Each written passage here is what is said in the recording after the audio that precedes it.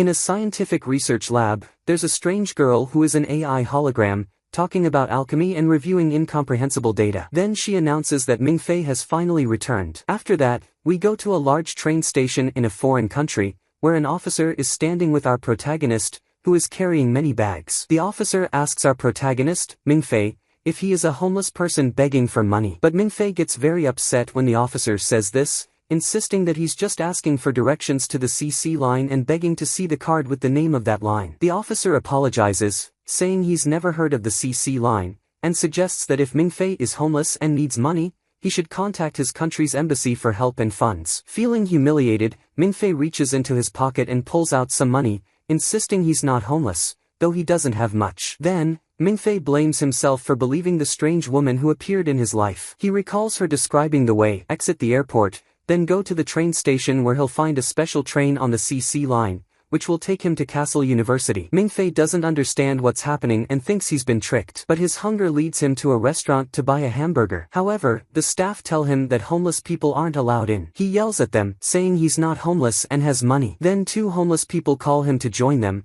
but he yells at them too, insisting he's not homeless and has money. Suddenly, a voice behind him says, "If you're not homeless and have money, give me some." Mingfei loses his temper completely, bewildered by this strange country. He turns to the beggar, who gives him a lesson in standing his ground, shouting in English that he's broke and doesn't have money to give. The beggar notices Mingfei looks Chinese and speaks to him in Chinese, asking his name. Mingfei pretends to be Japanese, replying in Japanese that he doesn't speak Chinese. The beggar sees through this and says Mingfei doesn't look Japanese. Mingfei then tries speaking Korean and starts swearing. The beggar tells him to stop swearing and dramatically reveals that he's not a beggar but a respectable student named Finger. He adds that he sympathizes with Mingfei because he's a student in a tough situation too. Finger begs in a much more sophisticated way, asking Mingfei for money to buy a drink and offering to help him get where he needs to go. Finger notices Mingfei's CC line train ticket and asks if he's from Castle University. Mingfei gets scared and steps back, asking if there's a problem being from Castle University. Finger looks at him for a moment before dramatically saying he's his senior at the university. Mingfei, tired of Finger's lies,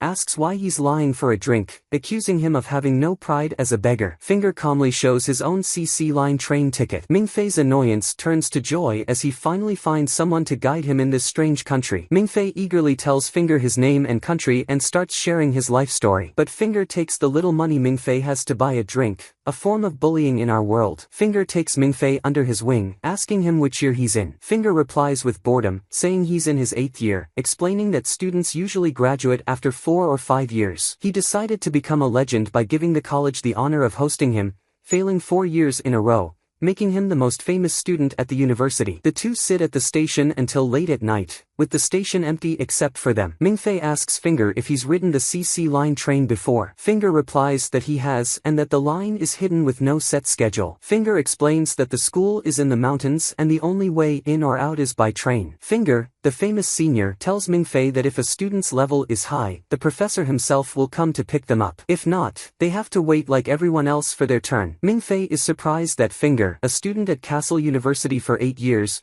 has such a low level. Just as Mingfei wants to ask more questions, Finger falls asleep and starts snoring. Mingfei also falls asleep and dreams of a bell ringing, a big moon in the sky, people running from a fire, and jumping off a mountain. He wakes up scared, not finding Finger. He looks out the window and sees a huge moon. He gets up and looks at it, suddenly seeing a small child sitting on the ground. The child tells him that when the bell rings, Mingfei's past will come to haunt him, asking if he's ready to face it. The child adds that the bronze mountain's peak will melt, the seas will boil, the essence of the earth will be revealed, and the coming storm will destroy everything. The child asks again if Mingfei is ready to face all this. Mingfei approaches the child, asking if he's hungry or knows his parents' phone number. The child laughs, saying despite the many years that have passed, Mingfei is still kind and hasn't changed. He adds that he still pities Mingfei and then starts to burn. But Mingfei wakes up in terror, realizing it was a dream, and finds Finger shouting at him to grab his bags because the train has arrived. Mingfei wonders if it was a dream when a zombie-like staff member arrives, announcing for passengers of the CC 1000 train to prepare their tickets and belongings. Seeing the staff member, Mingfei thinks he looks like a ghost, and the train must be headed to hell. The staff member knows Finger, saying his rank has dropped to F, surprised as Finger started at A, and instead of improving, he disgracefully and hilariously declined. Mingfei introduces himself to the staff member, saying his name and that he's a new student. The staff member goes silent for a long time, then runs like a madman with the bell, shouting that the new student Mingfei of S rank has arrived. Finger is also shocked by Mingfei's level, wondering why no one came to greet him. The staff member, finally returning to normal, tells Mingfei that Professor Guderian should have come to greet him personally. They tell him if he enters his card into the device, a special train will come just for him to take him to the university. When Mingfei tries it, the whole station lights up to welcome him. Finger says this is the proper welcome for S-level students. Suddenly, everyone in the station turns into zombies, welcoming Mingfei, who doesn't understand anything. Then a very luxurious and fast train arrives, the CC-1000 train. When Mingfei boards, he's warmly welcomed by Professor Guderian with a big hug, saying he was very worried that Mingfei might refuse to enter Castle University. Mingfei changes his clothes and puts on the university uniform, and the professor begins to tell him the instructions he needs before arriving at the university. Here, the professor kicks Finger out and has Mingfei sign a non-disclosure agreement. The professor starts with the basic information, saying that studying at the university takes 4 or 5 years, and though they are an accredited university, their curriculum is unusual. He says they conduct intensive research on dragons, and adds that dragons are considered mythical creatures worldwide, but at Castle University, they research and kill them. The professor also mentions that not many people know dragons are real creatures, and that people study and kill them. He says humanity has been fighting dragons for thousands of years, and dragons have played a significant and hidden role in human history. The professor tells Mingfei that the goal of Castle University is to train new heroes to fight dragons. After this epic introduction, Mingfei zones out, looking at the professor with pity, thinking the professor must be crazy. Mingfei suggests the professor see a psychiatrist because his condition is serious. Suddenly, everything goes dark and Mingfei is startled. The young boy who appeared at the station appears again, telling him that what the professor said is true. Mingfei turns to the boy, surprised that he's traveling with them on the same train, especially since he didn't see him board. The boy says he boarded at the same time. Mingfei asks the boy why he talks like a ghost, but the boy tells him to look out the train window, welcoming him to the land of dragons. There, Mingfei sees a strange mountain that looks like a creature sleeping on it. The boy begins to tell Mingfei about Nidhogg, the first dragon, the Black Emperor dragon, saying it was killed 10,000 years ago on its throne, a mountain once covered in ice and snow, and its killers left its body on the mountain peak. The boy appears sad while telling the story of the dragon's death. Mingfei asks if he's connected to the dragon, but the boy says on the contrary, he believes its death was good. Mingfei opens his eyes and finds himself still on the train with Professor Guderian, who tells him he fainted during the lecture. The professor assumes Mingfei fainted from fear, but Mingfei says he's not afraid of dragons. He's scared because they're taking him to a strange place he knows nothing about. Then someone enters, telling the professor he brought the evidence as ordered. The staff member introduces himself to Mingfei as Toyama, saying it's his first time meeting a genius of S rank in 40 years. Mingfei asks if the other genius is still at the school, but Toyama replies no, as he shot himself in the head. Professor Guderian interrupts, suggesting they talk about the evidence instead. The first piece of evidence is a scale. The professor tells Mingfei to try shooting at the scale, knowing Mingfei has experience with guns from his military service. Mingfei takes the gun and shoots at the scale, which remains unaffected. Mingfei says this isn't evidence, as it could be advanced armor. The professor expected this and presents a second piece of evidence,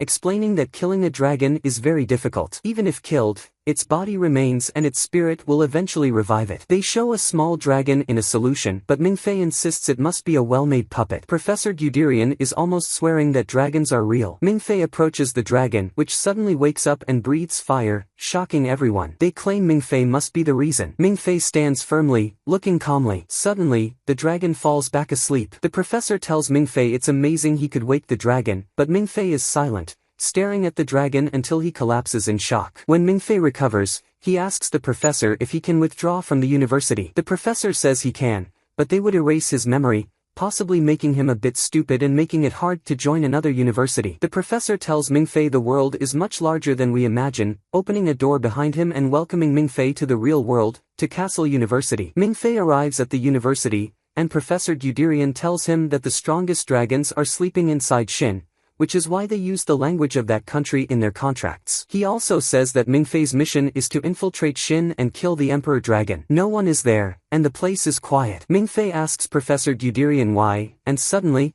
the professor realizes that there is no one around. He starts ringing the alarm bell and says he forgot what day it is. Then, shooting starts. Mingfei is scared and asks what the hell is happening. Professor Guderian tells him that the university's student union president, Caesar, doesn't like the subjects they teach and rejects them. There are soldiers and gunfire everywhere, and Mingfei is confused. While the professor explains what's happening, he gets shot and collapses. The two sides are fighting relentlessly. Mingfei is terrified by what he sees. Most of the soldiers on both sides die, but the battle continues. Eventually, only 3 remain on each side. The leaders agree to face off in a duel. One says he'll use the dictator while the other will use Murasame, and they fight in the university courtyard. With the gunfire paused, Mingfei runs to get a doctor for Professor Guderian. The leaders start by praising each other's improved skills before fighting with swords. Mingfei watches from a distance. Suddenly, a girl drops down from above, pointing a gun at his head and telling him to get down. She aims at a target behind him, but a student from the other team shoots her first, and she falls. Mingfei starts hallucinating. The young boy in his mind tells him he could kill them all for him. The girl who fired the shot tells Chu Zihong there's no need to fight anymore because they've won. Mingfei grabs the fallen girl's gun and starts shooting, killing everyone. Feeling his strength fade,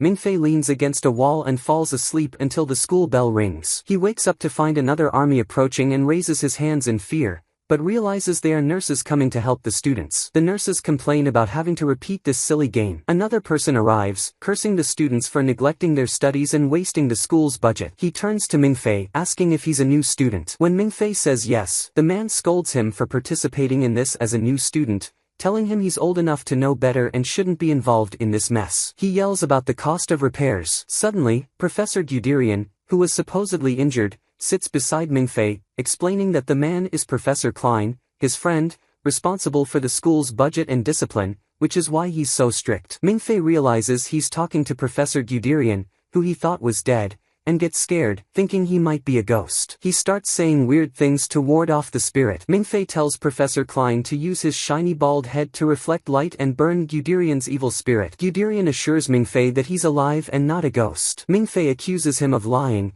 pointing to the blood on his chest. Guderian explains that today is Freedom Day, and the students were training with live ammunition. It's not a war, but a school-sanctioned event. He shows Mingfei the ammunition, which is a tranquilizer. When it hits someone, it vaporizes and leaves a red mark like blood, so no one gets hurt. Guderian uses himself as an example, shooting himself to prove it's safe. The tranquilizer knocks him out. Mingfei looks at the girl with red hair and sees she's still asleep. The school returns to normal, students walking around as if they weren't just lying on the ground. Professor Klein is annoyed because the students are still making a mess. Klein threatens to cancel Freedom Day because it's costing the school too much. Chu Zihong approaches and recites the school rules. 1. No outsiders allowed. 2. No causing harm to anyone. 3. Students must not touch the alchemy equipment in the ice room. Chu Zihong argues that no rules were broken, so they didn't violate any laws, and Klein can't cancel the day. Klein gets angrier and calls the principal to complain about the students, saying they use the school as a battlefield and the repair costs will be high. The green area was severely damaged. When the principal asks Caesar about the damaged green areas,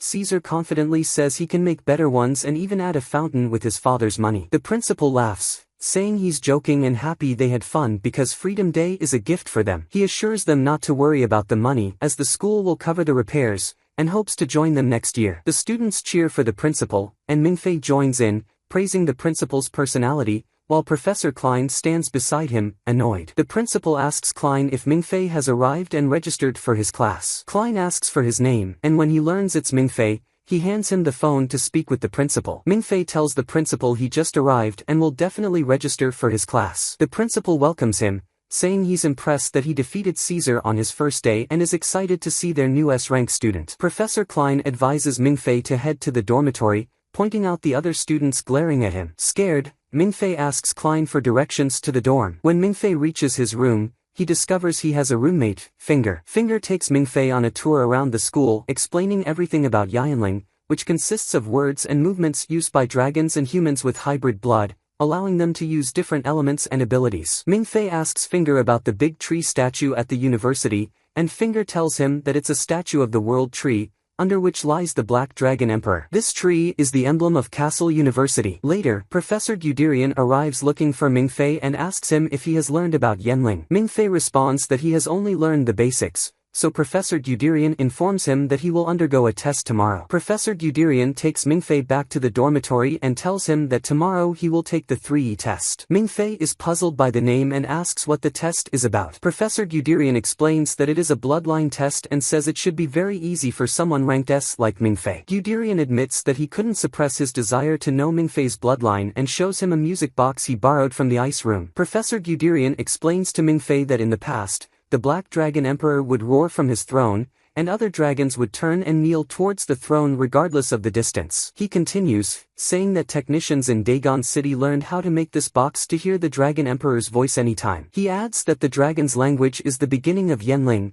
and the strongest Yanling is the Emperor's Yanling. Despite the explanation, Mingfei doesn't understand a word and questions whether these are even human words. Professor Guderian assures him that this is normal as he just arrived at the university and suggests they conduct a practical experiment. He then plays the Dragon Emperor's sound for Mingfei, who listens intently. After the piece ends, Professor Guderian excitedly asks if Mingfei felt the dragon blood's call. Mingfei disappoints him by yawning and saying the piece made him sleepy. Guderian desperately asks if he felt anything or saw any vision, but Mingfei insists he saw nothing. Professor Guderian suggests that Mingfei's human genes might have overpowered his dragon genes, but Mingfei speculates that he might just be an ordinary human. Guderian, however, insists that the headmaster couldn't have been wrong about Mingfei's classification and rushes to see the headmaster, leaving Mingfei and Finger alone. Finger has an important task to spread the news around the school that Mingfei did not respond to the Black Dragon Emperor's call. After completing his mission, he talks to a clearly distressed Mingfei. Mingfei confides in Finger that this journey feels like a dream to him and expresses his fear of failing the 3E test,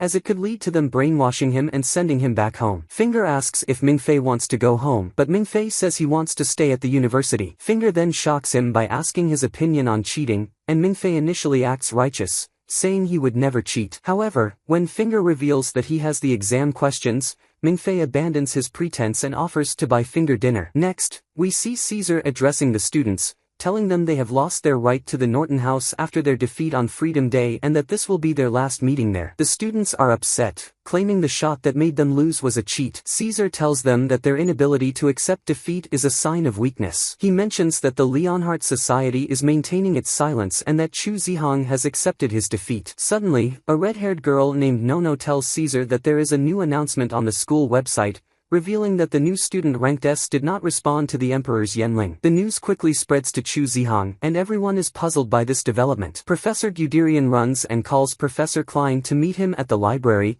informing him of what happened during the test. In the library, Professor Guderian says that Chu Zihong's bloodline is so pure that no one can look him in the eye, making it impossible that Mingfei's classification is wrong since he shot Chu Zihong. However, Mingfei also showed no response to the Black Dragon Emperor's call, prompting Professor Klein to investigate further. He digs out old documents about someone named the White Sovereign, who had immense power rivaling that of the Black Dragon. He explains that there was a prophecy about purifying the bloodline and freeing them from the Black Dragon Emperor's rule. The Black and White Dragons fought, and the Black Dragon buried the White Dragon and its lineage, a story passed down from the Black Dragon's perspective. Professor Klein suggests that Mingfei's failure to respond to the Black Dragon Emperor's call is something they've never seen before, necessitating a thorough investigation into Mingfei's bloodline. Professor Guderian questions the importance of identifying Mingfei's bloodline and how they will conduct research on a child, emphasizing that the dragon clan has dragon blood running through their veins, with no pure humans among them. Guderian wants to protect Mingfei from becoming a research subject. Professor Klein reminds Guderian that Mingfei was brought here to be a warrior, not just a child. He advises Guderian to file a report and promises that if Mingfei is of the White Dragon lineage,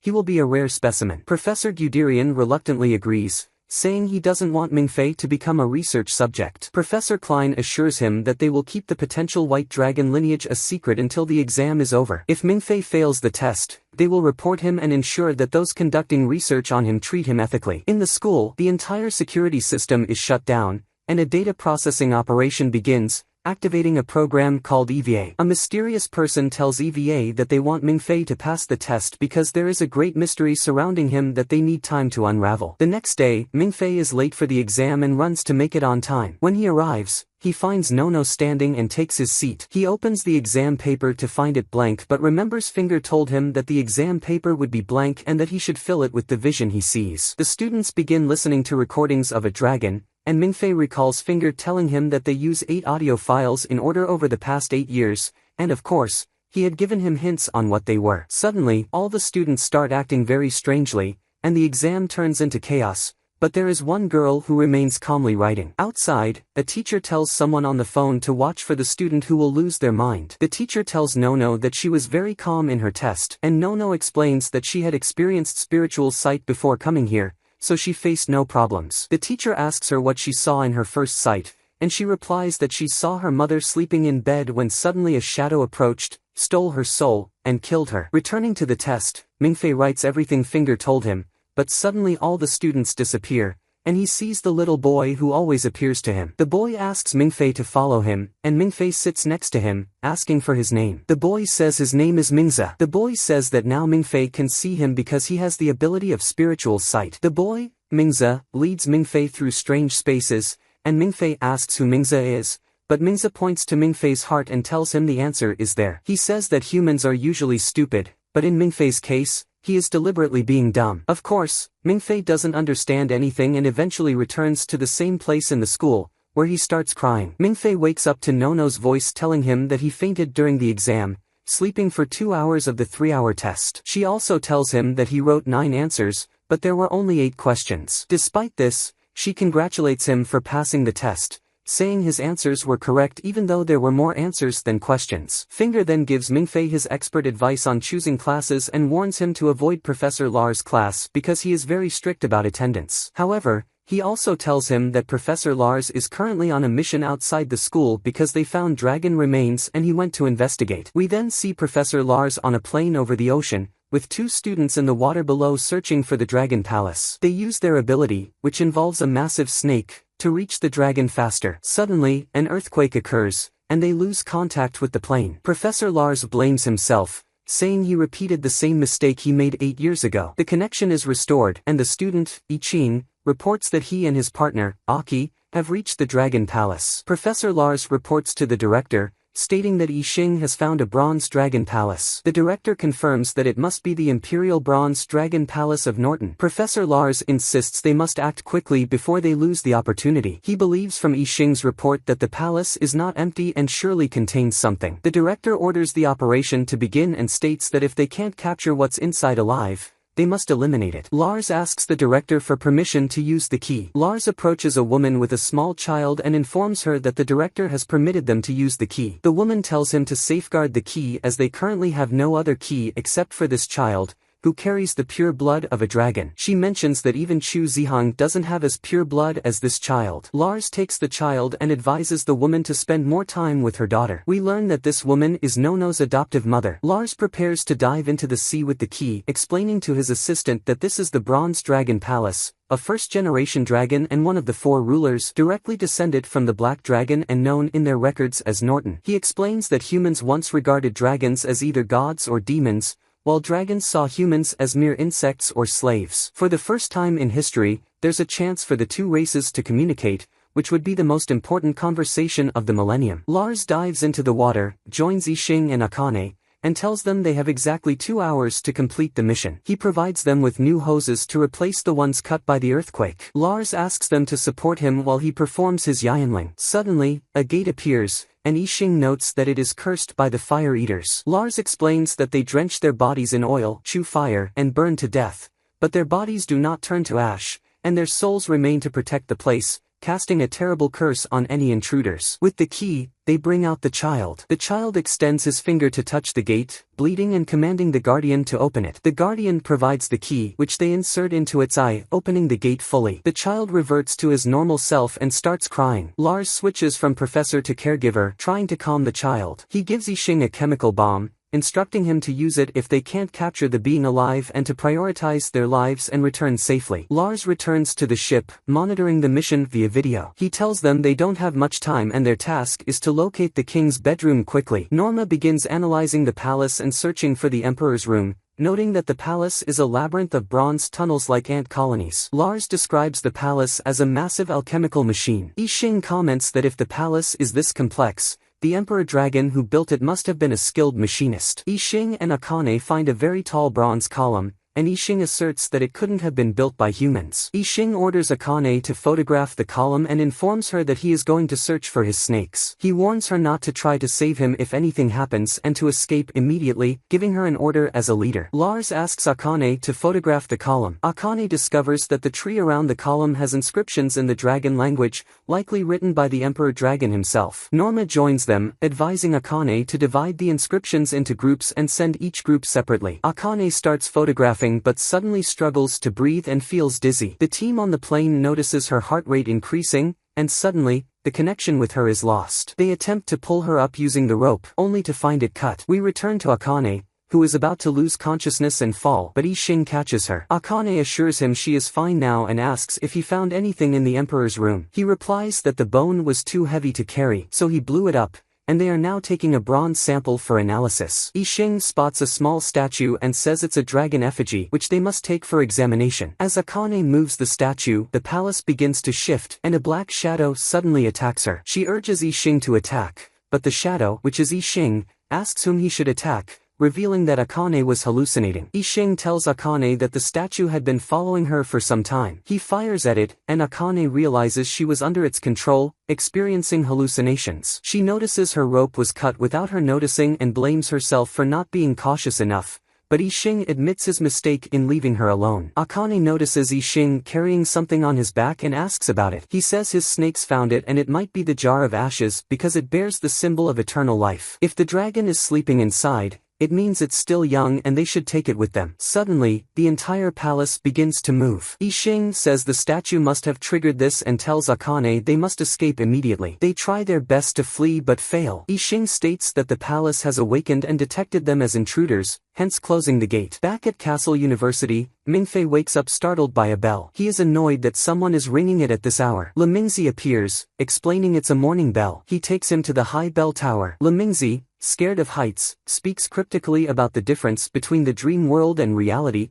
suggesting that the world Mingfei lives in might be unreal. Lemingzi continues, explaining that the morning bell rings for two reasons: when someone dies or is near death, indicating danger and opportunity. He warns Mingfei to prepare for the impending danger. Lemingzi asks Mingfei if he remembers the online game he used to play and asks which skill he would choose if he could have only one. Mingfei replies he would choose the Black Sheep Wall, a skill that allows the player to see the entire map. Lemingzi says Mingfei can now use this skill and advises him to use it wisely as he will need it soon because if everyone is in a maze, a map is essential. Mingfei wakes up to Finger shouting at him to move quickly as the alarm is ringing. He gets dressed and heads out, learning that all students of rank A or higher are to go to the computer center in the library. Mingfei is clueless as he hasn't read the manual. On the way, they meet Nono, who tells Finger he isn't of rank A and should return to his room. She tells Mingfei he is the only student with an S rank in the entire school. When the students arrive at the library, Mingfei regrets not reading the manual. He looks around and sees the girl from his exam, surprised that she is also of rank A. The professors immediately brief them,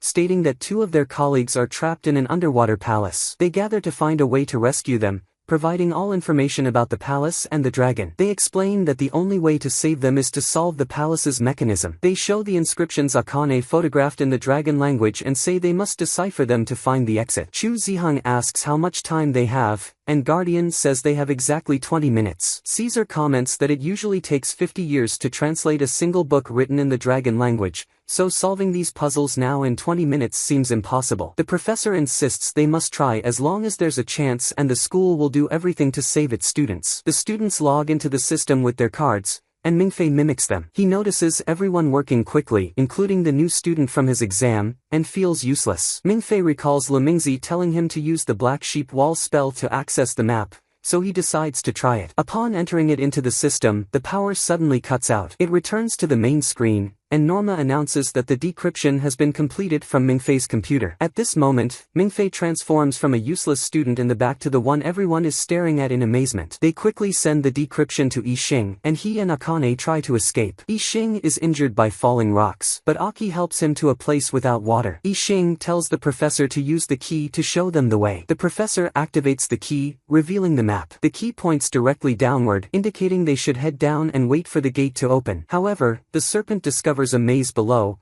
and they have only minutes of oxygen left. They need to swim 42 meters down, and the professor is optimistic they can make it with their oxygen supply. Yixing tells the professor he's cutting off communication to conserve energy for the serpents and ends the call. Although they found the path, Aki is still uneasy. The two look at each other, and Yixing asks if she's alright, but she just stares at him silently. She opens her diving mask and tells him they don't have enough oxygen to return. He insists they'll be fine and manage to make it. Aki suggests they stay in place until the water engulfs them, asking him not to say anything since they don't have much time. She tries to confess her feelings for Yixing before they die, but he preempts her, saying he loves her too and won't let her die here. He assures her the exit will open soon, and we see the exit opening, but there's a dragon nearby, indicating they might not make it out. Back on the plane, Professor Lars realizes the dire situation and orders the rescue team to deploy boats and prepare quickly. He explains that the exit is underwater, and although they can swim out with their oxygen supply, they'll be too far from the surface to survive. They'll escape the palace but die as Aki predicted. Back at the university, it's been 10 minutes since they lost contact with the plane, and everyone is worried. One of Lu Mingfei's friends calls him, and Lu explains that two acquaintances are in an accident,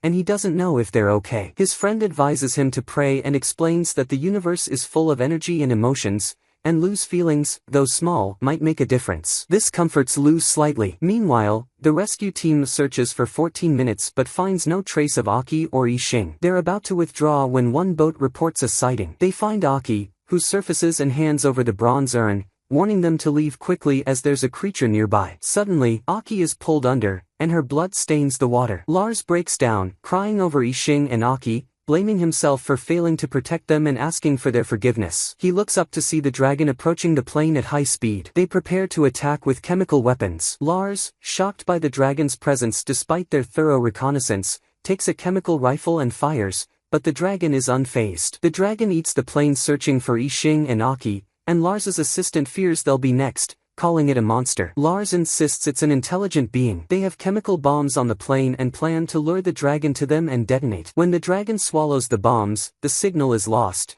but they regain control and detonate. Thinking they've killed the dragon, Lars's assistant expresses sorrow for losing Aki and Yixing. Suddenly, the dragon attacks and kills her, revealing it survived the explosion. The dragon circles them rapidly. They realize there's still a bomb inside the dragon and suggest detonating it to buy time to escape. Lars orders the pilot to head straight towards a dam, but the pilot warns of a collision. Lars insists, and they head for the dam with the dragon in pursuit. They use the key to open the dam gate and pass through, followed closely by the dragon. Lars orders the bomb detonation inside the dragon and quickly closes the gate. The explosion kills the dragon, but a Fong fragment lodges in Lars's chest, sealing his fate. Back at the school, the principal announces the mission's success, securing an important dragon artifact, and thanks Lu Mingfei for solving the palace riddle. As students leave, Zhu Jiang offers Lu the presidency of Leonhardt after him. Lu, feeling overwhelmed, declines, thinking the role is too big for him. Zhu Jiang assures Lu of his strength and respect, whether as a friend or foe, hinting that Caesar might make the same offer. The bell tolls, signaling a warrior's death, and the students stand in solemn respect for the fallen. The principal visits Lars, who is dying from the dragon venom in his chest, not just the Fong wound. He gives his final report, stating the dragon they killed was an important assistant to the Dragon Emperor. They retrieved the bronze urn but are unsure of its contents. The principal reveals it contains either a cocoon, dragon bones, or an egg. Lars advises the principal not to tell students he and his colleagues died but that they went on other missions. He suggests Nono choose another mentor and finally passes away, joining his students. Mingfei receives an email from Nono inviting him to a party at the Amber Building and telling him that Caesar also wants to meet and talk with him. Finger tells Mingfei that Caesar also wants to recruit him to the student council and that he can consider this a direct invitation from Caesar. He says that being an S rank has earned him special treatment. Mingfei asks Finger what he knows about Caesar, so Finger tells him everything about Caesar's background. He explains that Caesar's family is one of the most famous dragon-slaying families in the West,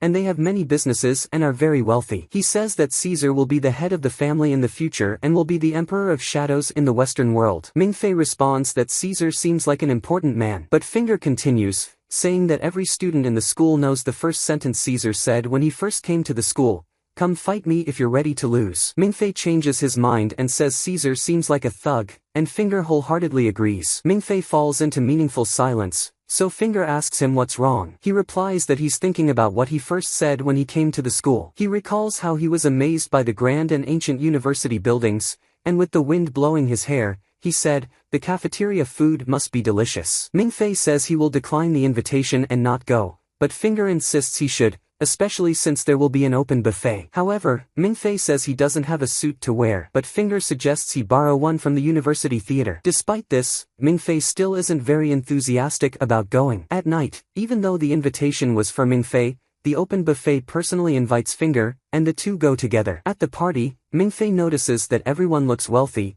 and he feels like a commoner who was only invited because they thought he couldn't afford food. Finger explains to him that Caesar is showing off how powerful and wealthy he is so that when he offers Mingfei to join them, he will accept. Then, a car arrives, and red roses are laid out, so Finger says that the roses must be for Mingfei. Then Nono arrives too, and she tells them to go inside quickly before their suits get wet from the rain, and they end up paying for dry cleaning. Caesar calls Nono, standing at the end of the rose path, and we discover that Caesar laid it out for Nono. Mingfei and Finger enter the party, which is very elegant and classical, making Mingfei feel like he has traveled back in time. Then Caesar and Nono enter the party, and Caesar welcomes the guests and asks them to congratulate Nono on her birthday, surprising her as she realizes the party is in her honor. Afterward, the party begins, and Finger finds it difficult to be at such a high-class party without causing some mischief, so he pulls Mingfei and they start doing acrobatic stunts under the guise of dancing. Nono then tells Caesar that he needs to go and save Mingfei from Finger before he ends up leaving the entire party to join the Leonhardt Society. But Caesar responds that he knows that Chu Ziheng tried to recruit him to the Leonhardt Society and that everyone expects him to offer him to join the student council, but he doesn't like doing what's expected of him,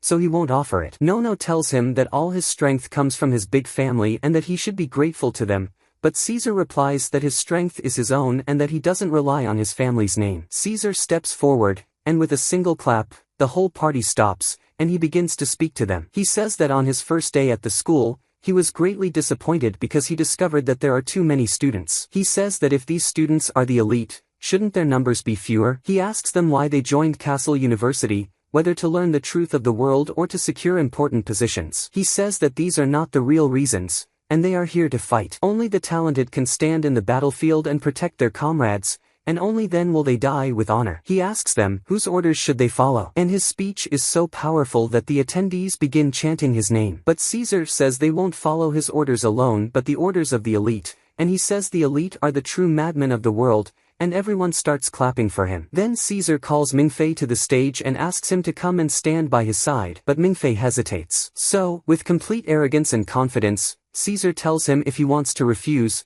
he should leave immediately. But Mingfei says he needs time to think, so Caesar tells him that by the time the next dance ends, he must give his answer. Caesar gestures for the party to continue and goes back to Nono, who tells him she wants to leave because she's tired. He tells her to take a car because it's cold outside. The blonde girl who took the test with Mingfei is also at the party, but she is playing with the musical band. When she sees all this happening, she leaves them, approaches Mingfei, and asks him to dance. After they finish, she introduces herself as Rain and bows to him like he's a king before walking away. Mingfei then sees Nono leaving and tells himself that this place isn't for him and that he doesn't feel comfortable, so he'll just wish Nono a happy birthday and leave. He runs after Nono and finds her in the car, signaling him to come over. He goes to her and wishes her a happy birthday. Nono asks him to drive her car to the top of the hill because she wants to take a walk. Meanwhile, Norma warns Caesar, telling him that a dragon is attacking the campus, and they activate the university's defense system, closing all entrances and exits, activating anti-aircraft alchemy weapons and space defense systems, and closing the main gate. A strange group attacks the campus on motorcycles,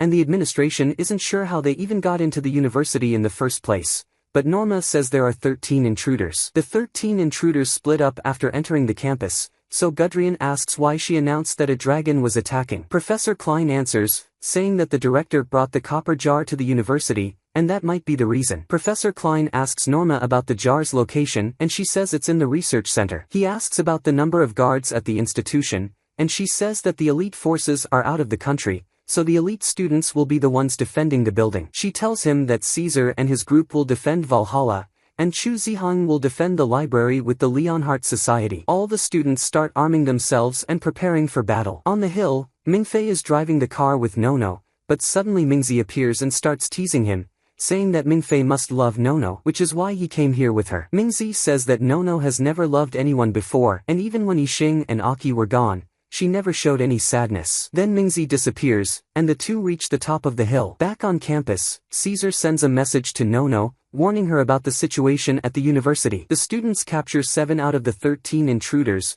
who are of different nationalities, making it hard to determine where they're from. Norma says none of them have met the person who hired them. The priority now is to find the remaining 6 intruders. They ask Professor Klein to use his snakes to find them, but Klein says the law suppresses everyone's powers and will prevent him from using his Yanling. The administration gives Professor Klein orders to tell the Night Watcher to stop the law so they can find the remaining 6. They call the Night Watcher and update him on the latest developments, saying they need to stop the law so they can use Yanling to find the intruders. He says the Emperor Dragons are about to awaken, and the students need a chance to train because what's coming is huge. The Night Watcher releases the law, allowing teachers and students to use their Yanling freely. Then, we move to the mountain where Nono and Mingfei are. They dip their feet in the lake to watch the stars. The water is freezing, but neither of them admits it to save face. Mingfei starts a romantic conversation about the stars and the lake. He cleverly asks if she was close to Aki and Yixing, who died in the last mission. She replies that not only they died, but Lars as well. She explains that Lars was a professor at the university and her mentor. Nono says they announced he was on a mission, but in reality, he died. He told her that if they announced continuous missions without his return, it meant he was dead. This was his message to her. Mingfei asks if she's upset, but Nono says she's not sad at all. She tells him that if she died, he should tell people she was sent to a distant base. This way, the ones she wanted to understand would know she was dead. She says things would still be happy even if they didn't understand her message and forgot her. Mingfei asks why no one here fears death, neither students nor teachers. Nono says she has no idea. She mentions that some people graduate from the school, erase dragons from their minds, and live as if they never knew about them. If someone chooses to stay here, they must have a reason worth dying for, so they don't fear death. Mingfei asks her about her reason, and she says she simply doesn't want to go home. She suggests changing the subject from death and talking about stars, but the conversation circles back to death. Back at the school, the law is suspended, and everyone starts using Yanling freely, invaders, students, and teachers. As soon as the law is suspended, the invaders use a Yanling called Hell's Light. This provides them cover to move freely but has a range of only 2 meters, so they must stay close. Their target is Valhalla Building. Professor Klein releases his snakes throughout the school to search for the invaders. There are bounty hunters among the invaders. They say they succeeded in infiltrating thanks to the agent and receive orders to go to the wine cellar. There, they must find an underground path and follow it. The bounty hunter sneaks quickly towards the wine cellar. He finds a chimney to enter the building. The chimney hasn't been used for a long time, so he deduces the alcohol there is just decoration, or no one at the school drinks. He reaches a door leading to an underground path. The agent on the phone instructs him to use the black card she gave him to pass through. He opens the door. We switch to Caesar, who uses his Yanling and easily finds the invaders in his area. He calls Chu Zihang to ask if the guests appeared there too. Chu Zihang confirms, and Caesar asks if he wants to bet on who finishes the fight first. Chu Zihang waits calmly in the library for the invaders. His assistant asks if he's okay. We don't know why, but Chu reassures her. Leonhardt Society receives an order from Norma to evacuate the library immediately, except for Chu Zihang. The assistant asks if she shouldn't leave too. Chu Zihang explains that using his Yanling around them would harm them first. He asks her to take the students far from the library. The assistant bids farewell to Chu Zihang. He tells her he wants to go out with her after this is over, but she warns him not to smile in such a situation because it means he will die, like in the movies. The invaders enter Valhalla under Hell's Light, thinking no one can see them. Their leader looks at Aki's picture and calls her stupid. One of the invaders asks if she's sure no one sees them, especially since Caesar is looking at them and laughing. Before the leader can confirm, her phone rings loudly and students start shooting at them. Caesar mocks, saying it's beautiful music. Just as the shooting begins, Caesar raises his hand,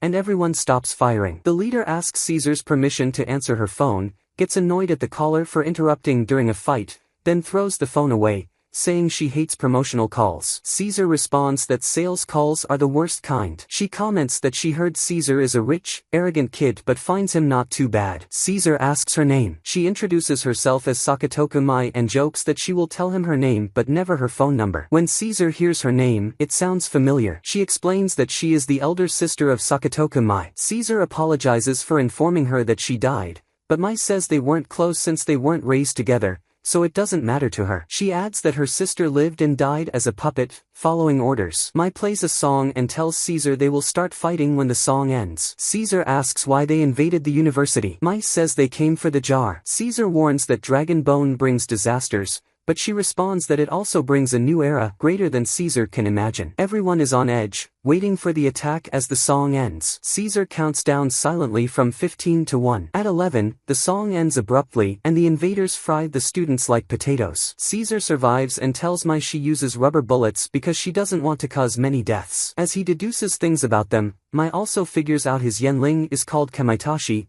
which is invincible in the dark. Caesar tells her she talks too much instead of searching for the jar. Mai says her mission is to delay him and that the jar retrieval is the masked girl's task. Chu Zihong hears everything happening with Caesar since Caesar left the line open. Caesar continues talking to Mai, saying she changed the song's ending to win. Mai says the real fight hasn't started yet and offers a unique apology by fighting him in the dark where he's strongest. They start fighting. Caesar says no one escapes his Kamaitashi and she won't be an exception, but surprisingly, he can't hit her. We switch to Chu Zihong waiting for the masked girl. She knocks first, then enters with long blonde hair and a mask. She tells him he must have wanted no one to see his eyes, hence asking his teammates to leave the library. Chu Zihong says he has secrets to protect. The masked girl says she was warned to be cautious around him because he's a monster. Teachers in the control room watch Chu Zihong and are shocked when the girl arrives without any weapon. One teacher suggests her Yenling might be powerful enough not to need one. Professor Guderian asks about Chu Zihong's Yenling. The professor replies that only the director and his mentor have seen it, and no one else is allowed to know. Guderian asks if it's that dangerous, but the professor doesn't answer and orders Chu Zihong to finish her quickly. Chu Zihong's Yenling is revealed to be Sovereign Flame. Guderian is shocked, saying it's rare and extremely dangerous, causing everything around to explode and turn to ashes in seconds. He understands why they kept Chu Zihong's Yenling secret. It turns out the masked girl also uses Sovereign Flame, shocking all the teachers who start questioning her identity. We switch to the bounty hunter reaching Eva's room. Eva asks who he is since he has access but is unfamiliar to her. She warns him to leave immediately or the consequences will be dire. The bounty hunter refuses, saying he likes to gamble to enjoy, and asks her for directions to Skuld area. Eva tells him the way in great detail, as if he's not an enemy, and the bounty hunter thanks her and continues. The agent on the phone tells him he's close to Skuld area, where he will find most of the school's secrets, and raises his reward to 5 million. Blinded by the 5 million, the bounty hunter loses focus, falls into the water with his phone before hearing the final order. He swims, saying he will discover it himself. He reaches an underwater door, feeling terrible about what's behind it. He opens it. We return to Nono and Mingfei swimming in watermelon water, where Nono tries to convince Mingfei to join the student union. When Nuno directly asks him to join the student union, he thinks it's a conspiracy by Caesar and Nuno, and that Caesar sent her to influence him and get him to join them. He tells himself he won't fall for the trap. But Nuno clarifies and says Caesar has nothing to do with what she's asking, and that she wants him to join. He asks her what she means. Nuno says she wants someone to take orders from her. He tells her she can give orders to anyone there, but she says she doesn't want to give orders to people who follow Caesar. She adds that they're engaged, but it was a decision made by both of them. However, Nuno isn't happy with this because she wants to be independent and not derive her strength from Caesar. From her words, he realizes that she's engaged to Caesar. Nuno continues, saying it's best for him to join either Leonhardt or the student union. She insists he joins the student union, promising that while she'll give him orders, she'll also protect him. But he tells her she didn't help him escape from Finger at the party when he was being forced to dance. She remembers she was going to help but Caesar stopped her, saying he could handle it himself. She tries to convince him further, promising she'll help him when he needs her and won't leave him. He sets off fireworks for Nuno as a birthday gift with Lu Mingzi's help. Nuno is very happy with the gift but doesn't know it's from him. She says she's happy with it regardless of who did it and then starts crying because she wishes her mother would get her a gift and care for her. After that, he decides to join the union and lets Nuno give him orders as she pleases. Nuno promises to protect him in return. We return to the hunter, who opens the door and gets swept away by the water current coming out, landing on the roof in a room resembling an aquarium. There, he encounters a shark, but it avoids him, and he manages to escape. He keeps searching for the lab with the jar and eventually finds an elevator labeled, "The Way to the Lab." He pulls out the card the agent gave him and passes through the door. We switch to the director, who is in the same place as the specimen. He says the research so far hasn't been very useful because there were no dragon samples, but now history will change, and they'll start a new era. The hunter watches as the director gives his grand speech, realizing the jar must be what his client wants. The researchers ask the director if they'll be allowed to dissect the dragon and if the jar's contents are even alive. The director says he doesn't know and that the jar was made in 33 AD by a disguised Norton. The researchers ask the director to dissect it as soon as possible, and the head researcher asks if there's a guarantee the jar's contents won't wake up. The director responds that it's safe, the creature inside is asleep and hasn't awakened, and that the conditions they're keeping the jar in, like nitrogen and magnets, will keep the dragon inside in a deep slumber. The director adds that the jar is made of a regenerative metal, making it so sturdy that even the Dragon Emperor himself would struggle to open it. However, one of the researchers points out there's an opening in the jar. The director says it's a hole made by Lars with a chemical substance to threaten the dragon and make it chase them. The director asks Norma to show the scan results, and when she does, they see the egg inside the jar is split in half, with one part empty. The director thinks to himself that something must have come out of the jar's opening. The head researcher wants to dissect the jar immediately, but the director threatens him with a knife, telling him and the researchers to leave quickly, warning that no one knows the consequences of awakening the dragon in the school and that at the very least, the school would be destroyed. Once the head researcher leaves the room, the hunter sees this as his chance to enter and steal the jar. Suddenly,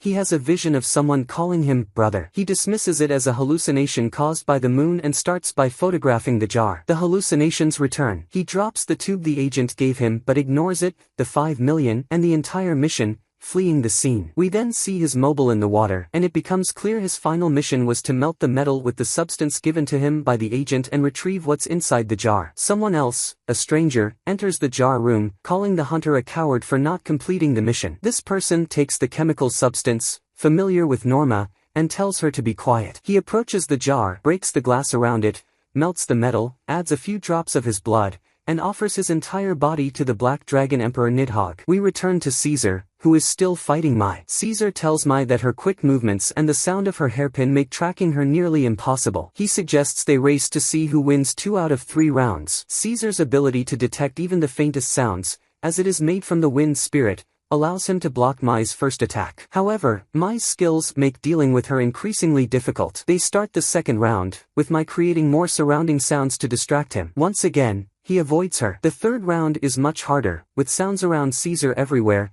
making it difficult to pinpoint her location. Eventually, he focuses and blocks her for the third time. Suddenly, an explosion occurs while they're fighting. They call a truce, declaring a draw. To investigate the cause of the explosion, Mai asks Caesar to turn on the lights, but Norma doesn't respond when Caesar asks her. He realizes there's a major malfunction in the school. They start searching together for the explosion's cause, finding footprints of someone about 160 centimeters tall. They discover a hole in the wall, and Mai says that to make such a hole, the person must have used something with a temperature comparable to the sun's heat. Caesar asks Mai if she's sure it wasn't someone from her group, and Mai confirms it wasn't. They discover the intruder came from the elevator and Mai asks what's below. Caesar tells her it's the university's lab. Caesar says the person who broke into the lab must have had no heartbeat because he didn't hear any sound, even though he was using his yailing while fighting her. Nono and Mingfei return to school, and on the way, Nono opens her phone and hears Caesar's message about the attack on campus. She tells Mingfei not to worry because they're used to this kind of attack, and that Chu Zihang and Caesar are there, so by the time they arrive, everything will likely be over. We return to campus, where Chu Zihang is still fighting the masked girl, but they're evenly matched and he can't defeat her. The teachers note that her mastery of the Sovereign Flame is greater than Chu Zihang's, and they say her main goal is to delay and distract him, which is why she's not trying to take him down despite being stronger. Professor Guderian notices the intruder hunter trying to escape, so he alerts the students to shoot at him, but the hunter manages to escape and reaches the gate, only for Mingfei to accidentally hit him with the car. Mingfei gets out to see the damage but finds that the person he hit is his old friend, Lao Tang. Quickly, they understand the situation. Mingfei is a student at Castle University, and Lao Tang is an intruder wanted by the school. They get back into the car in a very awkward situation, with Lao Tang holding a knife to Mingfei's neck, pretending he's a hostage. Lao Tang tells Mingfei to scream a bit to make the act convincing, and Mingfei starts acting like a hostage very convincingly. Lao Tang tells Mingfei to drive the car up the mountain. Suddenly, all the students start looking behind the car in fear. Mingfei, Lao Tang, and Nono feel an intense heat coming from behind them, and the three are too scared to turn around and look. Nono suggests they look in the mirror. When the three look in the mirror, they see a fireball with a child inside moving toward them, the child running and calling out, "Brother, brother." Mingfei and Lao Tang think it's a ghost, and instead of escaping out of the school, they drive further into the school, with the child following them, still calling out, "Brother, brother." We then cut to the professors, who are shocked by the disaster that's appeared. They deduce that the heat can only come from a dragon. The dragon starts using its Yanling, which is the sovereign flame, prompting the professor to order all the students to get down quickly. A massive explosion occurs at the university. We return to Chu Zihong, who is still fighting the masked girl. When the explosion happens, they stop fighting, and Chu Zihong asks if the intruders are responsible for the explosion. The masked girl denies responsibility for the explosion. Chu Zihong believes her, surprising the girl, who wonders why he believes her so quickly. Chu Zihong says she's not the type to lie, and the girl leaves him. Professor Klein calls the night watchman and asks him to enact the law again to prevent the dragon from using Yanling.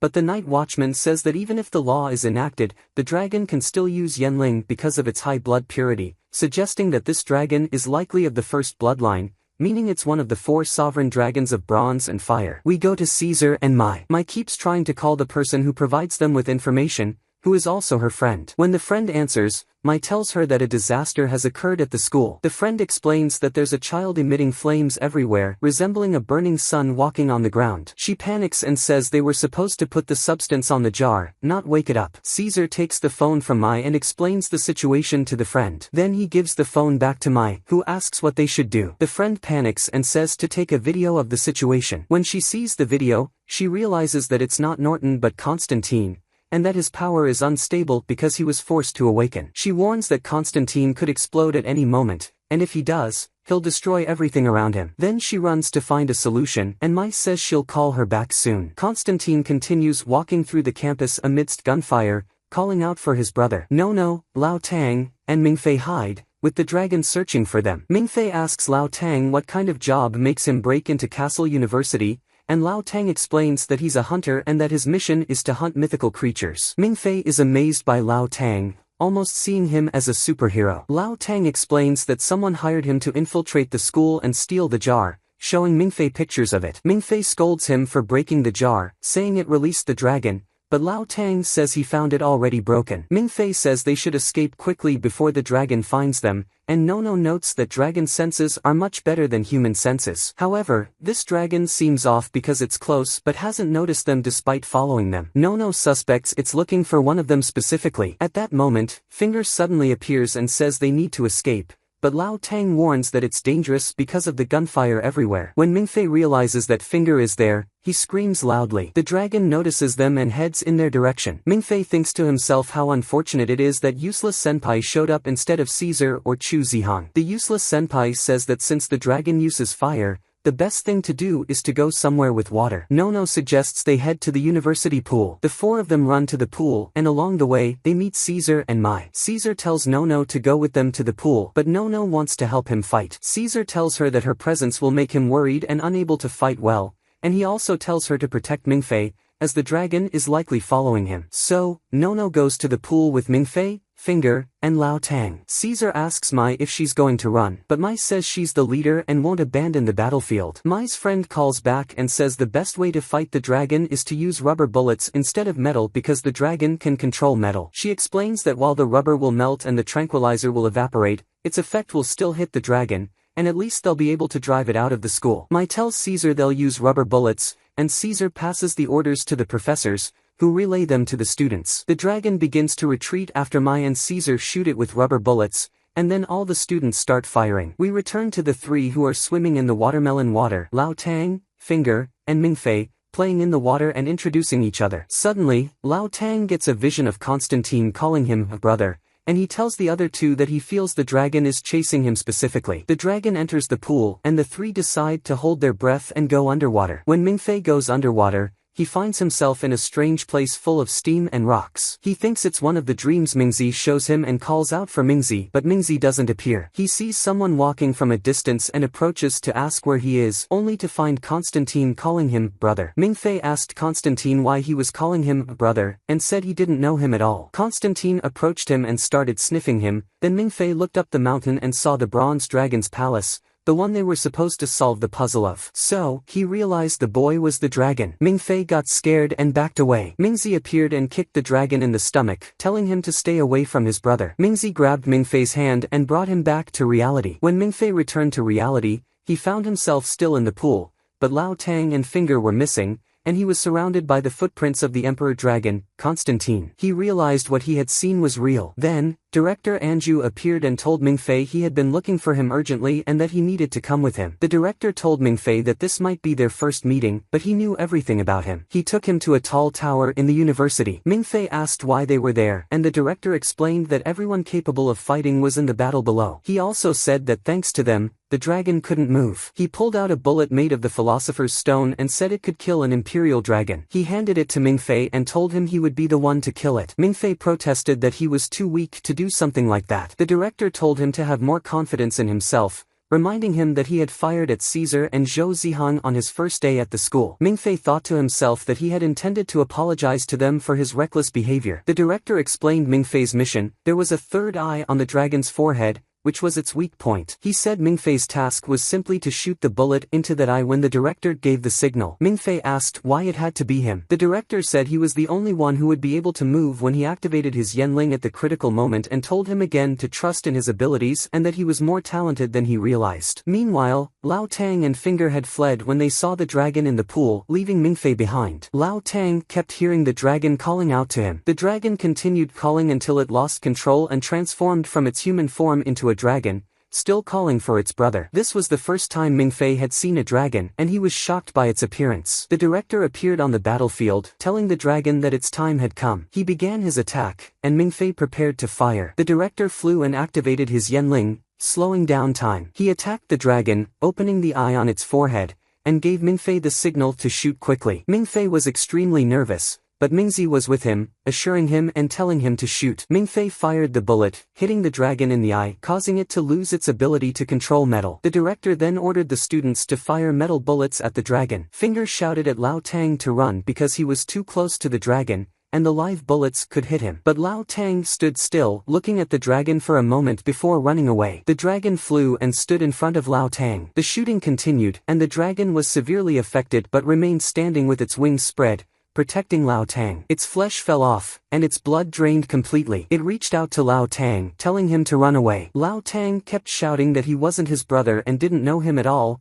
then ran away, screaming that he wasn't his brother. The students continued shooting at the dragon until nothing was left of it. The last words of Constantine were, "Never return to this world," before he completely vanished. The director observed everything that had happened and saw Lao Tang fleeing the university. Lao Tang ran through the forest in complete shock, recalling memories with Constantine where they discussed how they would die and return to life. It became clear that Constantine deeply trusted and loved his brother, telling him he never felt any fear with him. He remembered their time together and the thousands of years they had spent with each other, completely breaking down until he realized he was indeed Constantine's older brother, Norton, and that he needed to avenge his brother. He stood up, and dragon flames erupted from him. Back at the school, they realized Norton had unleashed his dragon flames in anger. Night Watcher told the director that the four rulers were brothers, and the intruder hunter was actually the Imperial Dragon Norton who had escaped from the vessel 80 years ago. He asked if the director intended to kill Constantine in front of his brother's eyes, knowing the dragon would surely wake up furious and come to seek revenge, causing catastrophic destruction. The director replied that he wanted to end this dragon war before he died because he didn't have much time left and was tired of his life and being a dragon slayer, as everyone he had known had died and he was the only one left alive. Night Watcher told him they needed him because no one else could take his place. The director said the next headmaster of the school was already chosen. Night Watcher asked if he meant Mingfei, and the director said he saw potential in him and believed he could be the blade that would end the dragons. The director continued, saying his current goal was to kill the 4 imperial dragons before he died. He explained that the reason dragons didn't die and returned to life after being killed was that they separated a part of their bodies and sealed it in a jar, which contained all their genes and memories. Even if they were killed, they would come back to life because they had a part of their body sealed. He said if they wanted to eliminate the imperial dragons completely, They had to kill them before they sealed the jar. Night Watcher asked the director why he didn't kill Norton before he fully awakened as a dragon. The director replied that he wanted to take his bone to conduct research on it because the bone they had wouldn't be enough. Then the director called Caesar to begin the plan to hunt the imperial dragon Norton. The next day, Mingfei was in his room, worried about Lao Tang and trying to call him,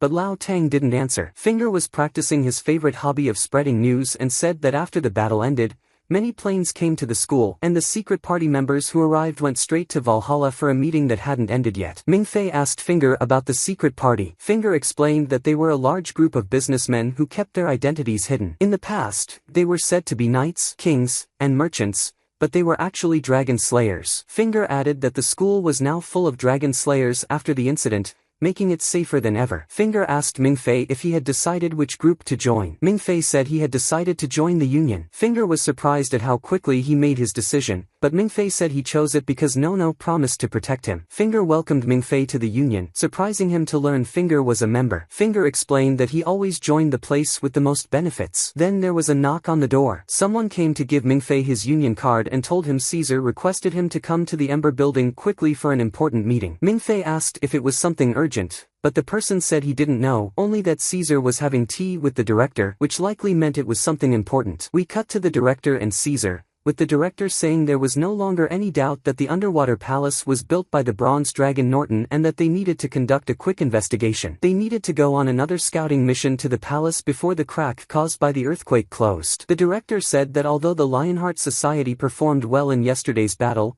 he wanted the student union to handle this mission and insisted that Mingfei be part of the team. Mingfei goes to Caesar's office, and Caesar, full of arrogance, welcomes him to the bronze mission. Without any introductions, Caesar dives right into it, telling Mingfei that he will train for 2 months and then head to Qin to carry out the mission. At this point, Mingfei loses his calm and nearly his mind, screaming that he isn't bragging, but his main talent is ruining everything. Caesar continues as if he didn't hear or see his panic about the mission, saying that if Mingfei didn't know how to dive, then Nono would be responsible for his training. But Mingfei keeps saying that he is still a beginner and that they surely need a professional for such an important mission. He insists that he has no talent or skills and can only guarantee that he will 100% hinder the mission. Caesar, still calmly playing with his knife, says that Mingfei proved yesterday in battle that he is elite, and his pure blood will make up for his lack of experience, so there's no need to worry. Mingfei then pleads with Caesar to just look at his legs shaking out of fear just from talking about the mission, but Caesar ignores him once again,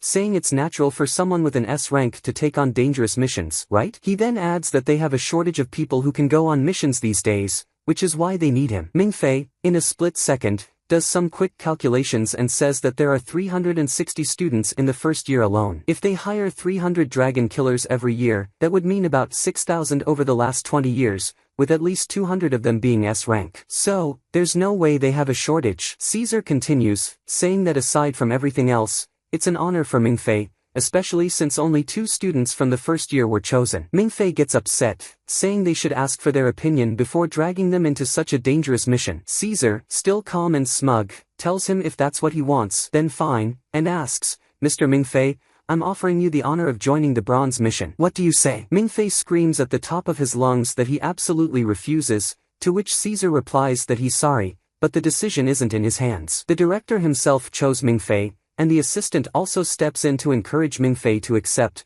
telling him that the other first-year student agreed and that he shouldn't forget that he is an S rank, so he will be fine and there's no need to worry. Mingfei gets angry and says that no one in their right mind would agree to such a thing, and they don't need to lie to him. But then Ren enters the room, saying that she did agree to join the mission, and that she usually takes on more missions than the other students. Mingfei tries to reason with her, saying that she might die on this mission, but Ren replies that they are there to save humanity, and she is fully aware of the risks. Mingfei retorts that unlike her, he came here for the free education and says that if they want to save humanity, they should go ahead and do it, but leave him out of it. Caesar, visibly annoyed for the first time during the entire meeting, tells Mingfei that what he is doing is disappointing and that he had high hopes for him, especially since he's the genius with the S rank. Caesar then sarcastically repeats what Mingfei said earlier about coming here for free education and wanting a normal life, telling him that if he wants to do those things, he should leave the school immediately, erase his memory, and maybe even ask them to make up a story about his time there and go back to his normal life. Caesar then coldly dismisses Mingfei, telling him to leave his ID card before he goes. Mingfei takes out his ID card and is about to hand it over, but Nono intervenes,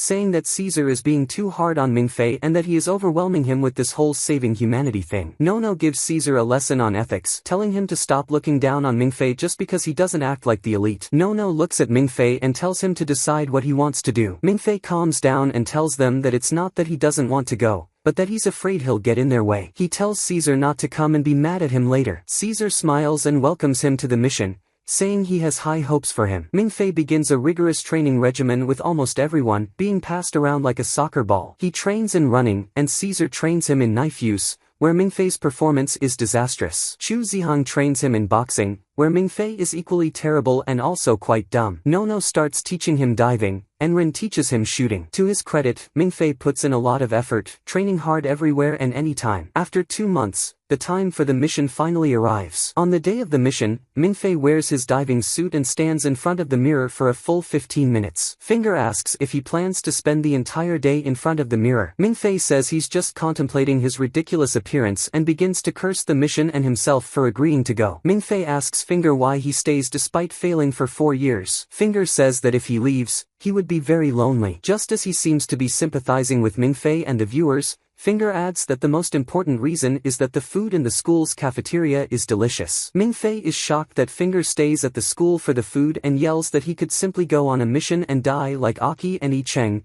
and the food wouldn't matter then. Finger lightly slaps Mingfei to make him stop shouting and tells him that he's afraid of dying. Mingfei admits that he's scared and that he doesn't even have any Yanling to protect him. Finger tries to comfort and motivate him, spouting nonsense in all directions, saying that they are both failures, and failures need to stick together to survive. Mingfei throws his money card to Finger and tells him that if he dies, he can use it as much as he wants and buy whatever he desires until the administration notices and deactivates it. Before Mingfei even moves, Finger makes a call and orders the most expensive items from the restaurant. Mingfei yells that he said to use it when he's dead, not now, to which Finger replies that there's a chance he might die. Mingfei screams back that there's also a chance he might live. Finger tosses the card back to Mingfei, telling him that he's right. He should focus on his chances of survival and not assume he's going to die. He reassures him, saying that failures always have good luck. At the ocean, the dragon that was in Norton's palace welcomes its master, who has returned after 2,000 years. Norton thanks the dragon for guarding the palace all this time and returns to the palace. On the Mania ship, Professor Klein announces the start of the Bronze mission. The students on the mission are Nono, Caesar, Ren, and Mingfei. Professor Klein tells them that from now on,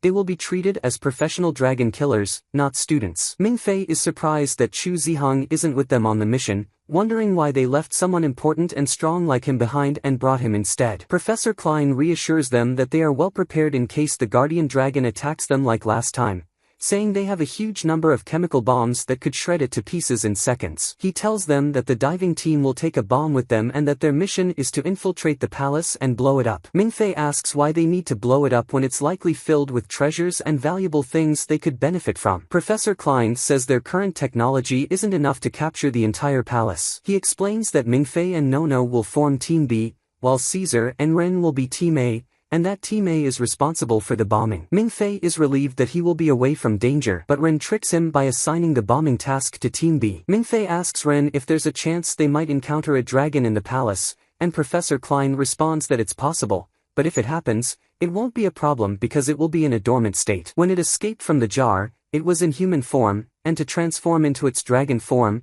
it needs a long period of rest to regain its strength. Mingfei asks why Norton wants to return to his dragon form, and Professor Klein replies that Norton wants to become a dragon to use his Yanling, dragon's flame, as he wants to avenge his brother Constantine's death. He explains that their mission is simply to destroy the palace so Norton has no place to rest and transform into his dragon form because if he transforms, he could use his powerful Yanling to destroy the world. Mingfei and Nono descend to the gate, and Professor Klein instructs them to put the key's blood into the Guardian's horn. However, the Guardian slightly injures Mingfei's hand, causing him to panic and want to abandon the mission, but Nono stops him. The gate opens, and the current pulls them both inside. Nono loses consciousness, but Mingfei carries her and places her on a rock in a dry area. When Nono wakes up, she asks Norma about the air quality around them and if they can breathe it. Norma confirms that the air quality is good, but Nono questions why the air quality is good in a place that has been sealed for centuries. Norma responds, saying the only explanation is that the dragon Norton has returned to the palace and reactivated it. Professor Klein asks Nono to give him a report on the place they are in. Nono says they've entered the palace and that there's nothing unusual. She mentions they're now in a very long corridor. Professor Klein explains that a long corridor indicates it's an old tomb,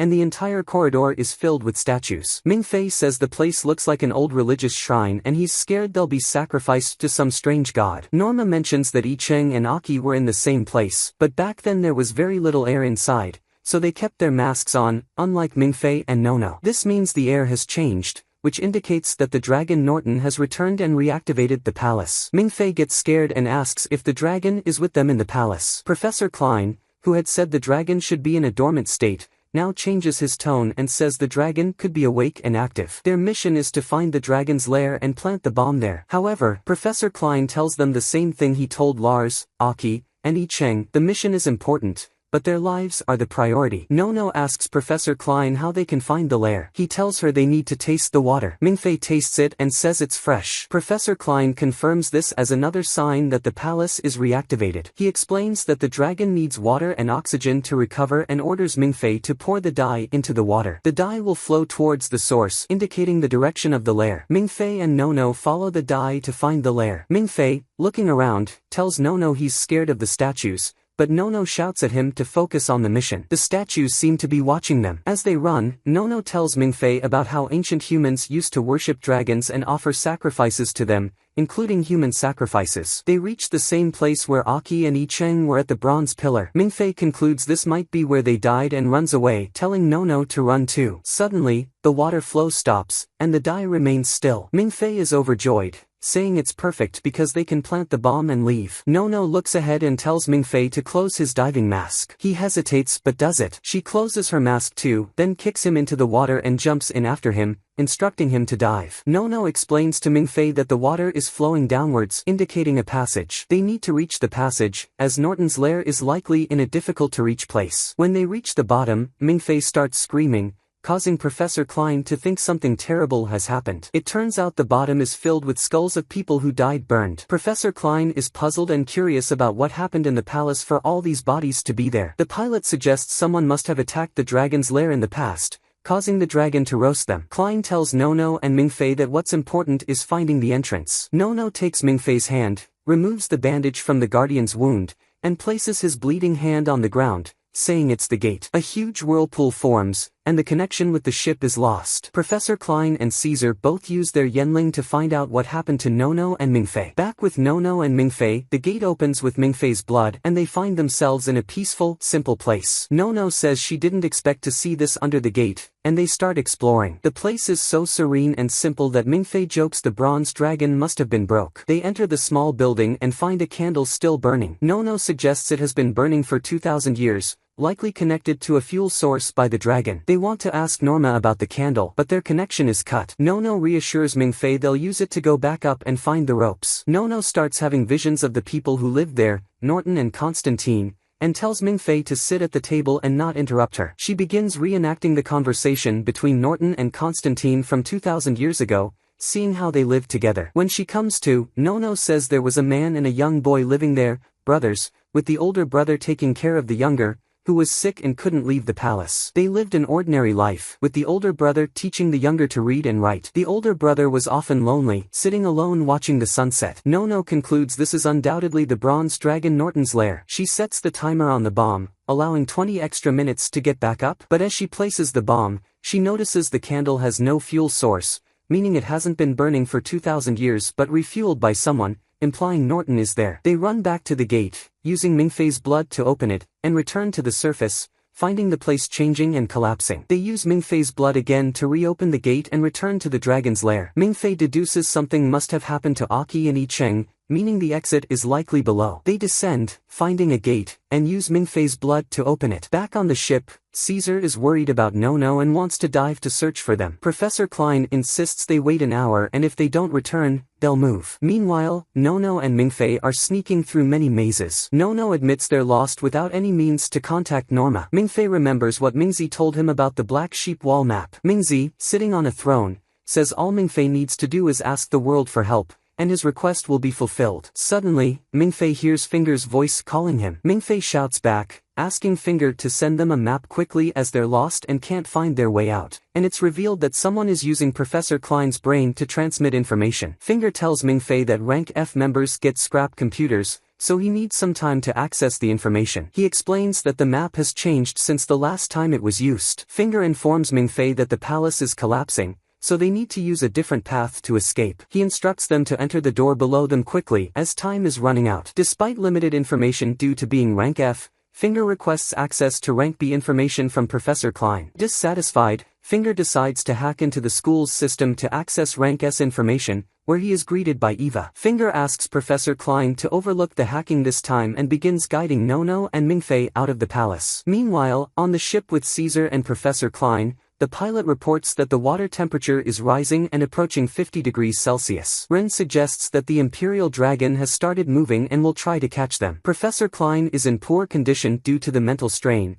and Ren states that he's unfit to continue leading the mission. Ren appoints Caesar as the new mission leader, and he immediately starts giving orders. Caesar's first task is to determine the dragon's location, but the ship suddenly shakes violently. A student reports that something has breached the ship and set it on fire. They discover it's the dragon's tail, which pierces the ship's belly and kills it. Caesar is puzzled as to why the Imperial Dragon Norton attacked without triggering the alarms. Ren speculates that the dragon might have abilities like invisibility or hellfire, but Caesar insists that the dragon must have been hiding under the ship all along. Caesar orders the engines to be activated, aiming to escape. Despite the ship moving at high speed, the dragon continues to chase them. The main engine fails, and they switch to the secondary engine, with Caesar instructing the pilot to push the engines to their maximum. Suddenly, Ren tells Caesar that the creature chasing them isn't the Imperial Dragon. Caesar is confused until Ren points out a figure watching from a distance, engulfed in flames. Caesar realizes it's the Imperial Dragon Norton. Norton jumps into the water, blocking the ship's path. Caesar orders the ship to stop, unsure of Norton's intentions. Norton calls his servant dragon, Samson, and when Samson arrives, Norton stands on his head, thanking him for his years of service before brutally killing him. The crew wonders why Norton killed Samson, only to see Samson explode and resurrect with greater power, with Norton standing atop him, indicating they've merged. From afar, Mai observes the situation and tells her companion on the phone that Norton took over Samson's body to save time. Mai receives orders not to kill Mingfei but to eliminate Norton if necessary. Back with Mingfei and Nono, Finger continues to guide them through the palace. Suddenly, while swimming, they encounter a body in a school diving suit. They realize it's Yixing's body, noting he gave his oxygen tank to Aki, ensuring she could surface. Mingfei expresses admiration for Yixing, and Nono agrees. They find Yixing clutching an important item he found in the palace, which Aki couldn't carry due to her burden. Finger yells at them to hurry, so Nono bids farewell to Yixing and tells him to take care of Aki. The place starts collapsing, forcing them to move quickly. Despite following Finger's directions, they can't find the exit, and Mingfei panics, shouting at Nono for a solution. Suddenly, Mingfei has a vision of someone scolding him for relying on others to make important decisions and comparing him to the brave Yixing, who chose death for the mission's sake. The person in the vision tells Mingfei it's time to rely on himself and advance with his strength. Returning to reality, Mingfei assures Nono that Yixing's presence indicates they are on the right path. He explains that the dragons have been watching them since they entered, intending to trap them for an unknown reason. Finally, they reach the door, but Mingfei's wound has healed, leaving them no time as the wall is about to collapse on them. Nono tries to hold the wall while Mingfei cuts his hand again to open the door. The knife falls into the guardian's mouth, so Mingfei decides to bite his finger, causing his mask and oxygen supply to fail, and he passes out. Back on the ship, Caesar orders the pilot to return to their previous position despite their lack of ammunition and broken engines. Nono saves Mingfei, but their oxygen supply is halved. When Mingfei wakes up, he's happy they escaped the palace, but Nono explains they are still 80 meters underwater. The high pressure and Mingfei's damaged suit mean even a brief cessation of breathing could cause his lungs to explode. Nono insists on giving Mingfei her suit and swimming to the surface herself, as she promised to protect him. The ship arrives at the docking site and lowers a diving bell into the water. In a desperate attempt, the university sends Zhou Zihang to help them kill the Imperial Dragon Norton. Mingfei puts on Nono's suit, praising its high quality. As they swim upwards, the bomb they planted in the dragon's lair explodes, releasing gas everywhere, causing Mingfei to worry about Nono's safety. When Caesar hears that Zhou Zihang is coming, he says, even if he comes, what can he do? There's no point. Ren asks him why, and Caesar asks if she knows Zhou Zihang's Yanling, to which she responds, the ruler, before quickly going silent. Caesar doesn't notice and continues, saying they are fighting a fire dragon, so any fire-related Yanling is useless because it's a lost cause. Caesar orders the crew to prepare the missiles, but Ren informs him that all their missiles were destroyed. Caesar clarifies that it was the chemical missiles that were destroyed, but they still have regular ones. The pilot tells Caesar that regular missiles won't damage the dragon, but Caesar says he doesn't need the explosive power, just the speed. He explains that their missile type, Storm, is unaffected by water and will be further accelerated, so if it hits something at high speed, it will cause significant damage. Ren is impressed by the idea and says they need to fire from close range to prevent the dragon from escaping. Caesar instructs Ren to stand by the missiles and fire when he gives the command. Caesar faces the Imperial Dragon, but suddenly the dragon stops chasing them. Caesar realizes the dragon sensed danger. Caesar asks the pilot if they have reached Mingfei and Nono's diving point. The pilot confirms and hopes the two surface soon. Caesar checks on the missiles, and the pilot assures him everything is ready. Ren has gone to the launch room to fire the missiles manually if necessary. Caesar blindfolds himself, using his Yanling, Weasel Scythe. Darkness surrounds him and the dragon. The dragon welcomes the enemy, and Caesar responds with bullets. The pilot explains Caesar's first shots were to distract the dragon. The next one will hit. The shot hits but has no effect, causing the pilot to worry. Ren explains Caesar's goal was to anger the dragon, making it focus all its rage on him, ensuring it won't escape. Caesar continues provoking the dragon with gunfire, coordinating with Ren, who says the missile room is extremely hot, measuring 70 degrees. The pilot warns firing the missiles will increase the temperature further, risking an explosion. Ren bets her life on the chance it won't explode. As the missiles are ready to fire, Caesar orders the ship to approach the Imperial Dragon at full speed. The pilot fears the dragon will escape, but Caesar assures him it's trapped. Caesar stops using his Yanling, revealing Zhou Zihang above the dragon in a plane. Ren realizes Caesar used them as a diversion for Zhou Zihang but doesn't understand his exact plan. Zhou Zihang unleashes the ruler's flame on the dragon, causing a massive explosion that temporarily blinds everyone. Caesar removes his blindfold, revealing he used it to protect his eyes so he can fight now when no one else can see. Caesar orders Ren to fire the missiles. They hit the original Imperial Dragon, killing it, and it sinks into the ocean. Zhou Zihang tells Caesar the plane is severely damaged and he needs to return quickly, clearly injured. After Zhou Zihang leaves, Caesar finds his ears bleeding from the missile launch noise. Ren checks on him, needing surgery herself. She asks Caesar if he's okay, noticing his voice sounds strange. He responds in sign language, saying his hearing was damaged by the missile noise. Ren asks why he knows sign language, and he explains he learned it for his mother, who lost her hearing after giving him her Yanling. Ren shares that she learned sign language as a child because she didn't talk to anyone and didn't understand herself, so she used sign language to talk to herself in the mirror. Caesar tells her she'll be his eyes, and he'll be her hands, vowing to complete the mission together. They high-five, forming an unbeatable team against the Imperial Dragon. Ren says all that's left is for Nono to find the diving bell and return. Mingfei and Nono swim towards the diving bell light. Nono opens the door and lets Mingfei in first. Just as she's entering, a dragon's tail suddenly strikes her. She quickly shuts the door, trapping Mingfei inside as she dies in front of his eyes, helpless to save her. Mingfei cries loudly, telling Nono not to die, unsure of what to do besides crying, it seems. Suddenly, Mingzi summons him in a dream, telling him that screaming and crying won't help. He needs to remember his Yanling to defeat the dragon and save Nono. Mingzi says Mingfei acted like he was dying, which is why he came to see him. But Mingfei ignores him and goes to sleep. Mingzi is surprised and asks what he's doing. Mingfei says he doesn't have time and needs to rest to recover as much as possible for when he returns to reality. He tells Mingzi not to summon him into the dream again when he's busy. Mingzi tells him that time is passing in the real world while he sleeps here. He pressures him more, saying Nono is now bleeding heavily from the dragon's wound, losing consciousness, and slowly dying. After Nono dies, Mingfei will be alone against the powerful dragon and could die at any moment. Mingfei says there's no time for this talk. Mingzi tells him not to worry. Time here passes slower than in reality, so when he returns, he will still have the chance to save Nono, but only if he has the strength to do so. Mingfei goes back to sleep to gather his strength. Mingzi asks him if he has a goal in life, calling him a dear failure. Mingfei replies that even if he has a goal, it's none of Mingzi's business. But Mingzi insists, asking him to share it as he might be able to help. He then tempts him, saying he's skilled in killing dragons. Mingfei pays attention to him. Mingzi continues, saying his ability to bring him into the dream in places like this means he's not an ordinary person. Mingzi asks Mingfei why he joined Castle University and if it's worth facing all this danger. Mingfei says his reason is simple. He wanted his parents to be proud of him. However, he cheated on the 3A exam and still doesn't understand why he's ranked S. He wouldn't have deciphered the map without Mingzi's help, and his skills didn't defeat Caesar and Zhou Zihang. He questions whether he's someone his parents could be proud of. Mingzi tells him that good luck is a skill, but joining the student union was a mistake because it led him to this dangerous mission. Mingfei says Nono invited him, so he couldn't refuse. Mingzi mocks him, calling him a failure. Mingfei retorts that Mingzi will never understand him,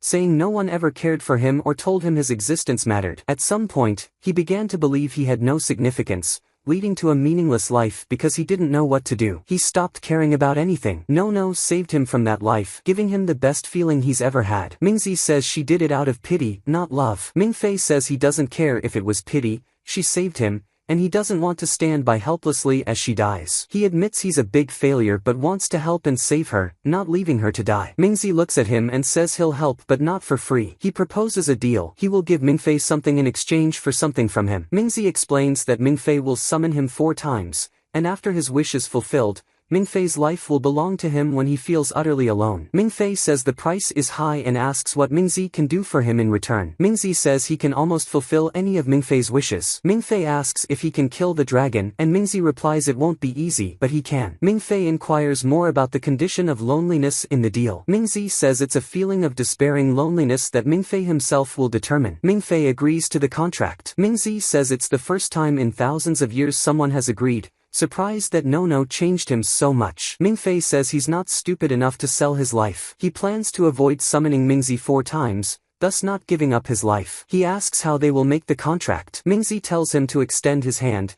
casting a spell as he explains that power casts a spell on people, and once they have it, it's hard to resist its allure. He smiles, saying Mingfei has fallen into his trap. Mingfei feels happy to have someone calling him brother. Mingzi completes the contract, opening many Yanling skills for Mingfei like Gathering, which strengthens Yanling power, and Noglos, which stops others Yanlings. Mingfei is surprised by the names and asks if they are real. Mingzi confirms and adds he has a 3rd skill called Survival, saying he can now save Nono. Mingzi explains that Gathering lets him control life itself. Mingfei asks how to use these skills. Mingzi tells him to say the words, and everything will work. He also gives Mingfei the Weasel Scythe skill, warning him not to overuse high-level Yanling powers to avoid losing control. Mingzi kicks Mingfei back to reality. Mingfei transforms, breaks the diving bell door, and reaches Nono. He gives her an oxygen mask and uses the Gathering and Survival Yanlings to remove the dragon spike from her. He ties her to the bell's rope and pulls to signal the ship. The pilot assures Caesar that Nono and Mingfei are alive and will return safely,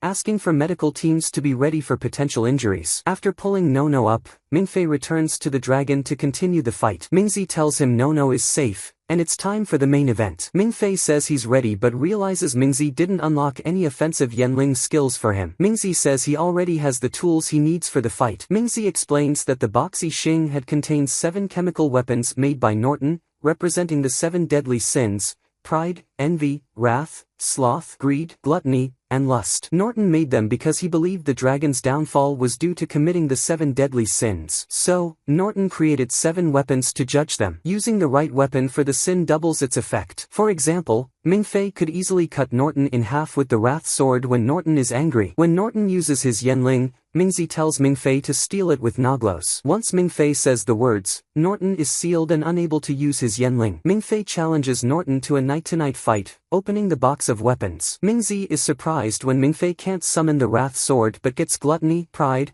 and lust instead. Mingzi says it's all wrong but can work, warning Mingfei to be careful because his opponent is strong. Mingfei attacks Norton with the weapons, but Mingzi notices he struggles to move in the water, helping him move more freely. Mingzi encourages him to defeat the fire dragon, and Mingfei launches into action, slicing the dragon into pieces. And Mingfei keeps attacking the dragon very fiercely, but the dragon still doesn't die. Here, Mingzi tells him that he must finish it quickly because if the battle drags on, it won't be in his favor at all, and that the dragon is waiting for him to tire out so it can attack and kill him. So Mingfei thinks about death and says that if he dies, no one will notice, and the people who will mourn his death will probably forget about him by dinner. Even those who cry for him will get over it quickly once someone consoles them. The only person who might genuinely be sad is Finger. Mingzi takes him into a dream and asks if this causes him sorrow and if he's desperate with the world, to please let him know so he can take his life right away. But Mingfei tells him that he never had a girlfriend before, so he has to live for his future girlfriend. But Mingzi knows he's just talking nonsense and tells him that he knows he's fighting the dragon because he's thinking about his friends on the ship,